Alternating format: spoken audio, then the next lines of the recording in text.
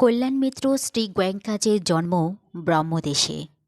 ব্যবসা বাণিজ্য উপলক্ষে তার পিতাকে বেশিরভাগ সময় ব্রহ্মদেশে কাটাতে হয়েছে। গোয়েঙ্কাজি ব্রহ্মদেশেই বড় হন। শিক্ষা দীক্ষা তার সবই ওই দেশে। তিনি বিত্তশালী পরিবারের সন্তান। অগাধ সম্পত্তির অধিকারী ছিলেন তিনি। কিন্তু ছোটবেলাতেই তার মস্তিষ্ক রোগ, মাথার যন্ত্রণা। বয়স বাড়ার সঙ্গে সঙ্গে সেই রোগও বাড়তে থাকে এবং অবশেষে সেটা দুরারোগ্য হয়ে পড়ে। অজস্র অর্থ ব্যয় করেও তিনি রোগমুক্ত হতে পারেননি। শেষ পর্যন্ত প্রত্যহ ২-৩ বার মরফিয়া ইনজেকশন নিতে হতো। আজ থেকে প্রায় ২৬ বছর আগের কথা। বর্মার ডাক্তাররা হাল ছেড়ে দিয়ে বললেন, বাঁচতে হলে বিদেশে গিয়ে উপযুক্ত চিকিৎসকের পরামর্শ নিতে হবে। গোয়েঙ্কাজের অর্থাভাব ছিল না। তিনি সুইজারল্যান্ড, জার্মানি, ইংল্যান্ড, আমেরিকা ও জাপানে গিয়ে বহুদিন অবস্থান করে চিকিৎসা করিয়েছেন। কিন্তু সবই নিষ্ফল হয়েছে। রোগ যা ছিল তাই থাকল। মাঝখান থেকে অপব্যয় হলো মূল্যবান সময়, অর্থ ও জীবাণুশক্তির। তিনি ফিরে এলেন বার্মাতে। অবশেষে একদিন তাঁর একজন বিশিষ্ট বন্ধু চান টন, পরবর্তীকালে তিনি বার্মার সুপ্রিম কোর্টের বিচারপতি এবং ওয়ার্ল্ড ফেলোশিপ অব বুদ্ধিস্ট এর সভাপতি হয়েছিলেন। তাকে নিয়ে গেলেন গুরুজি সোয়াজি ও বা খিন মহোদয়ের কাছে। তাকে দেখা মাত্রেই গোয়েঙ্কাজের ভাবান্তর ঘটল। আলাপ করে জানতে পারলেন যে নিয়মিত বিদর্শন ধ্যান অভ্যাস করলে রোগ সেরে যাবে। গোয়েঙ্কাজি রাজি হলেন এবং 10 দিনের ধ্যান শিবিরে যোগদানের সংকল্প করলেন। কিন্তু সংকল্পই থেকে গেল। ইতিমধ্যে পুরো 6 মাস কেটে গেল। গোয়েঙ্কাজির মনে দ্বিধা ও হিতস্থ ভাব। দ্বিধার কারণ একটাই, ধর্মীয় অন্ধসংস্কার। তিনি গোঁড়া সনাতনী হিন্দু পরিবারের সন্তান। কাজেই বৌদ্ধ ধর্ম মতে ধ্যান তিনি করবেন কি করে? তার ধারণা ছিল তাকে বৌদ্ধ ধর্মের দীক্ষা নিতে হবে। তাছাড়া দুটো ব্যাপারে তার ভুল ধারণা ছিল। বৌদ্ধ ধর্ম হচ্ছে নিবৃত্তি মার্গের ধর্ম, সংসার ত্যাগীদের ধর্ম। যারা সংসারে থাকতে চান তাদের জন্য নয়। কাজেই তার পূর্ণ যৌবনে তিনি নিবৃত্তি মার্গের পথিক কিছুতে হবেন না। ভগবদ্গীতার বাণী তার কানে সব সময় ধ্বনিত হতো, স্বধর্মে নিধনং শ্রেয় পরধম্ম ভয়াবহ। অর্থাৎ স্বধর্মের থেকে মৃত্যুবরণ শ্রেয়, কিন্তু পরধর্ম ভয়াবহ। এই স্বধর্ম এবং পরধর্ম সম্বন্ধে তার ছিল ভুল ধারণা। তিনি ভেবেছিলেন স্বধর্ম মানে নিজের ধর্ম এবং পরধর্ম মানে অন্যের ধর্ম। এই 2 রকম ভুল ধারণা থাকা সত্ত্বেও বা খিন মহোদয়ের অসাধারণ ব্যক্তিত্ব গোয়েঙ্কাজিকে তার কাছে টেনে নিয়ে গেল 6 মাস পরে। তিনি 10 দিনের ধ্যান শিবিরে অংশগ্রহণ করলেন। অদ্ভুত পরিবর্তন এনে দিল তার জীবনে এই মাত্র 10 দিনের বিদর্শন ধ্যান। তিনি তার অভিজ্ঞতা প্রসঙ্গে লিখেছেন, These were the most illuminating days of my life. The migraine had provided a blessing in disguise. A new Goenka was born. A second birth was experienced in coming out of the shell of ignorance. It was a major turning point in my life. Now I was in the straight path of Dhamma, without any blind alleys from which one has to retreat one's steps. I was on the royal road to real peace and happiness, to liberation and emancipation from all sufferings and miseries. এই দিনগুলো আমার জীবনের সবচেয়ে উল্লেখযোগ্য দিন। আমার মস্তিষ্ক রোগ অভিশাপের ছলে আশীর্বাদ এনে দিয়েছে। একজন নতুন গোয়েঙ্কার জন্ম হলো। অজ্ঞতার অন্ধকার থেকে বেরিয়ে এলো একটি নতুন জীবন। আমার জীবনে মোড় ফিরিয়ে দিল। আমি এখন সদ্ধর্মের ঋজুপথে পথিক। এ পথে কোনো অন্ধ কানা গলি নেই যেখান থেকে কাকে পেছনে ফিরে আসতে হবে। পরম শান্তি এবং সুখের এবং সর্ব দুঃখ মুক্তির রাজপথে আমি এখন বিরাজ করছি। সমস্ত দ্বিধা সন্দেহ এবং আশঙ্কা মিলিয়ে গেল। তার মস্তিষ্ক রোগ অনেকটা কমে গেল। তিনি বুঝতে পারলেন তার সত্তা হচ্ছে আর কিছুই নয়, কতগুলো চাপা উত্তেজনা, ষড়যন্ত্র, বিদ্বেষ, ঘৃণা, ঈর্ষা, শত্রুতা প্রভৃতির জটিল গ্রন্থির সমন্বয় মাত্র। তিনি বুঝতে পারলেন তার সমস্ত দুঃখ কষ্টের মূল কোথায় এবং কী করে তিনি সেই মূল উৎপাটিত করে শান্তিতে বিরাজ করবেন। তার চিত্তরূপ বস্ত্রের মালিন্য পরিষ্কারক দ্রব্য তার হাতে এসে গেছে। তিনি বলছেন, অজ্ঞাতাবশত এতদিন আমি সে জটিল গ্রন্থিগুলোতে আরও গিঁট লাগিয়ে গেছি। গিঁট খোলার চেষ্টা তো দূরের কথা, তাই আমার মধ্যে উত্তেজনা, ষড়যন্ত্র, বিদ্বেষ, ঘৃণা, ঈর্ষা ইত্যাদি দিন দিন বেড়েই চলেছিল এবং ফলে আমার রোগও বেড়ে যাচ্ছিল।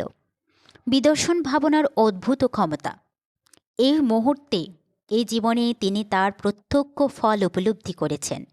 ধর্মের সন্তুষ্টিক এবং অকালিক গুণগুলো তার কাছে আকর্ষণীয় হলো। তার গুরুর মতো তিনিও প্র্যাকটিক্যাল মানুষ হয়ে গেলেন, অর্থাৎ অতীত এবং ভবিষ্যৎকে বাদ দিয়ে শুধুমাত্র বর্তমানকেই গুরুত্ব দিতে লাগলেন। অল্পদিনের মধ্যেই তিনি শুধু রোগমুক্তই হলেন না, ধর্ম সম্বন্ধে তার যে সন্দেহ ছিল তাও দূর হলো। তিনি বুঝলেন যে সংসার ত্যাগের পক্ষে অবশ্যই লোককে পৌঁছানো সহজতর, কারণ তার সাংসারিক ঝামেলা নেই।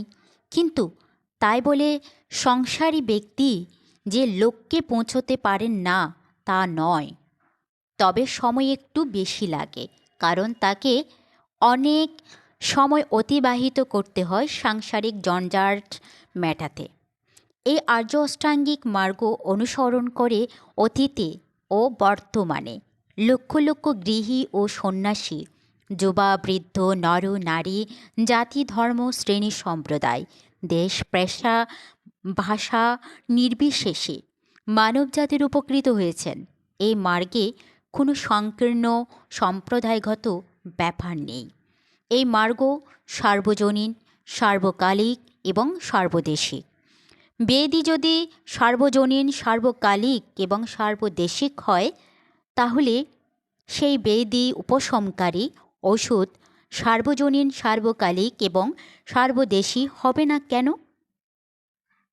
গোয়েঙ্কাজি সংসারে থেকেই, সংসারী হয়েই এই মার্গ অনুসরণ করে আশাতীত মানসিক উন্নতি লাভ করেছেন এবং তার সাংসারিক কাজকর্ম, ব্যবসা বাণিজ্যাদি আগের চেয়ে আরও ভালোভাবে সম্পাদন করতে পেরেছেন। তিনি অবশেষে উপলব্ধি করতে পারলেন যে স্বধর্ম হচ্ছে শীল, সমাধি এবং প্রজ্ঞা, এবং পরধর্ম হচ্ছে লোভ, দ্বেষ এবং মোহ। কাজেই এতদিন পরে তিনি গীতার বাক্যের মর্মার্থ বুঝতে পারলেন এবং অনাবিল আনন্দে তার মন ভরপুর হয়ে গেল। কয়েক বছরের মধ্যে তার জীবনে তাঁর দৃষ্টিভঙ্গিতে এবং যেই কোনো অবস্থার মোকাবিলায় তার ব্যবহারে আমূল পরিবর্তন এলো। তিনি বুঝলেন, সদ্ধর্মের পথ মানুষকে সমস্যা থেকে পলায়নের শিক্ষা দেয় না, বরং এটা শিক্ষা দেয় সমস্যাকে মোকাবিলা করার জন্য এবং শক্তি যোগায় শান্তিপূর্ণভাবে এবং সমতা সহকারে সমস্যার মোকাবিলা করতে। এটা আমাদের যথার্থভাবে বাঁচার উপায় শিখিয়ে দেয়, নিজে সপরিবারে সুখে শান্তিতে বাঁচা এবং সমাজের অন্যান্যদের সুখে শান্তিতে বাঁচতে দেয়া। এই পদ্ধতিতে মানুষের মন ক্রমশ শান্ত, শুদ্ধ এবং সুস্থির হয়। গোয়েঙ্কাজিরও হয়েছিল এবং ফলে তার ব্যবসা বাণিজ্যের কাজে তিনি আরও বেশি সময় দিতে লাগলেন। কাজে লাভ দুই দিকেই, ভেতরে এবং বাহিরে, ঐহিক এবং আধ্যাত্মিক। তার গুরুজি উ বা খিন আর একটি প্রকৃষ্ট উদাহরণ। তিনি সরকারি কাজকর্মে অনেক অনেক বেশি সময় দিতে পারতেন। এই বিদর্শন ধ্যান অভ্যাসের ফলে লোকোত্তর মার্গে উন্নতি তো হতোই, একসময় তিনি 4টি সরকারি পদের কাজ একসঙ্গে সুষ্ঠুভাবে সম্পাদন করে রেকর্ড সৃষ্টি করেছিলেন, যে জন্য 55 বছর বয়সে অবসর গ্রহণের পর সরকার তাকে আরও 12 বছর সরকারি কাজে বহাল রেখেছিলেন। কাজেই গুরুজি উ বা খিন এর জীবন তার শিষ্যদের কাছে জ্বলন্ত উদাহরণ এবং প্রেরণার বিষয়। গোয়েঙ্কাজিরও এর দ্বারা বিশেষভাবে অনুপ্রাণিত হয়েছিলেন। সরকারি কাজে দিনের বহু সময় অতিবাহিত করেও সন্ধ্যা থেকে রাত্রিতে তিনি অনেক সময় দিতে পারতেন বিদর্শন ধ্যান অনুশীলনকারীদের জন্য। তার ধ্যান কেন্দ্রে ইন্টারন্যাশনাল মেডিটেশন সেন্টার এ সকলে সমান অধিকার। দেশের অবসরপ্রাপ্ত রাষ্ট্রপতি থেকে সামান্য পিয়নও, সুপ্রিম কোর্টের বিচারপতি থেকে অনুতপ্ত অপরাধী সকলেই সমান ব্যবহার পেত তার কাছে। গোয়েঙ্কাজি তাই বলেছেন,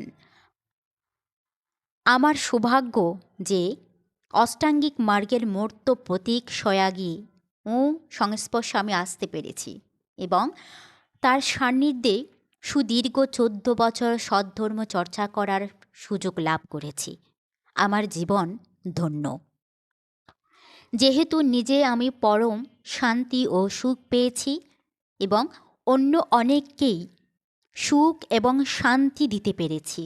শিবিরের যোগদানের আগে সাধকদের যে চেহারা দেখি, শিবির শেষে তার অদ্ভুত পরিবর্তন দেখে আমার মন আনন্দে ভরে যায়। সদ্ধর্মের কী প্রভাব! মাত্র কয়েকদিনের অভ্যাস যদি মানুষের মধ্যে এইরূপ পরিবর্তন এনে দিতে পারে, তাহলে সারা জীবন অভ্যাস করলে কী না হবে। মানুষের শান্তি, মানুষের সুখ, মানুষের মুক্তি, মানুষের নির্বাণ তারই হাতের মুঠোয় মধ্যে নয় কি? অদৃশ্য কোনো ঈশ্বর পরমেশ্বরের সাহায্যের দরকার আছে কি? মানুষ নিজেই নিজের প্রভু, নিজেই নিজের ত্রাণকর্তা। অজ্ঞ মহান্ধ মানুষ জানে না, বুঝে না যে সে কত অপরিসীম শক্তির অধিকারী। 10 বছর ধরে গুরুজির পদতলে বসে গোয়েঙ্কাজি গুরুর ভাষণ হিন্দি ভাষায় তর্জমা করেছেন গুরুজির ভারতীয় শিষ্যদের সুবিধার্থে। কিন্তু 1969 সালে জুন মাসে বোম্বাইতে মাতার আশঙ্কাজনক অসুস্থতার সংবাদ পেয়ে গোয়েঙ্কাজি ভারতে চলে আসতে বাধ্য হন, আরুদ্ধ কাজ অসম্পূর্ণ রেখে। বার্মার বিপ্লবী সরকার তাকে ভারতে আসা ও অবস্থানের জন্য 5 বছরের মেয়াদি পাসপোর্ট প্রদান করেন। বোম্বাইতে এসে তার মাতার আরোগ্যের জন্য গোয়েঙ্কাজি 10 দিনের ধ্যান শিবিরের ব্যবস্থা করেন। তার মা সহ 14 জন এতে অংশগ্রহণ করেন। শিবির শেষে তার মা অনেকটা সুস্থ বোধ করেন। অন্যান্য যারা যোগদান করেছিলেন তারাও যথেষ্ট উপকৃত হন। তাদের আগ্রহে তিনি আরও কয়েকটি শিবিরের ব্যবস্থা করেন, যার প্রত্যেকটিতে তার মাও যোগদান করেন। তারপর তো ধর্মের চাকা আপনা থেকেই ঘুরতে লাগলো। সারা ভারতে রটে গেল তার কথা। ভারতের নানা প্রান্ত থেকে তার ডাক এলো শিবির খোলার জন্য। বহুজনে হিতায়ু বহুজনে সুখায়ু। গোয়েঙ্কাজি ভারতের অভিন্ন অঞ্চলে গিয়ে বিদর্শন ধ্যান শিক্ষা দেন, যাতে জাতি ধর্ম নির্বিশেষে শুধু ভারতীয় নয়, অনেক বিদেশিরাও অংশগ্রহণ করলেন। তার গুরুর আশীর্বাদে গোয়েঙ্কাজি সর্বত্রই আশাতীত সাফল্য লাভ করলেন। তাকে ভারতবাসীরা আর ছাড়তে চায় না। বৌদ্ধ, জৈন, হিন্দু, মুসলমান, ফার্সি, শিখ, খ্রিস্টান, স্বদেশী বিদেশি লক্ষ লক্ষ লোক তার অনুগামী হল। 1971 সালে বার্মায় তার গুরুজি ইহধাম ত্যাগ করলেন। বার্মা থেকে তার ডাক এলো ইন্টারন্যাশনাল মেডিটেশন সেন্টারের দায়িত্ব নিতে। কিন্তু ভারতবাসীরা তাকে ছাড়লেন না।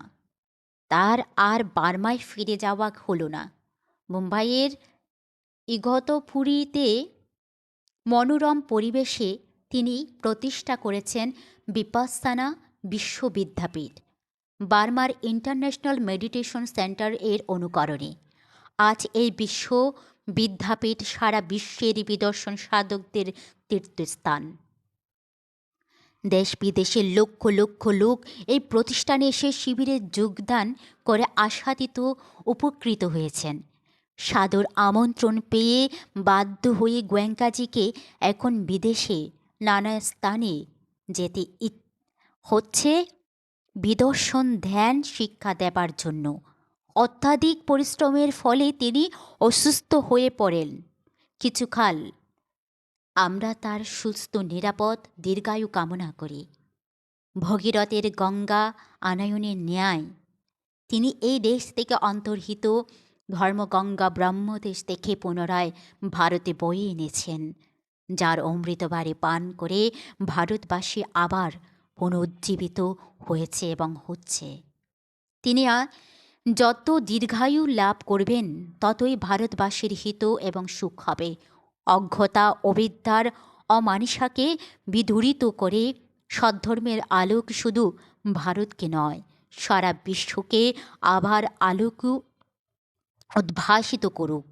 সদ্ধর্মের দ্বারা সকল প্রাণী উপকৃত হোক, সকলেই শাশ্বত শান্তি ও সুখ লাভে ধন্য হোক।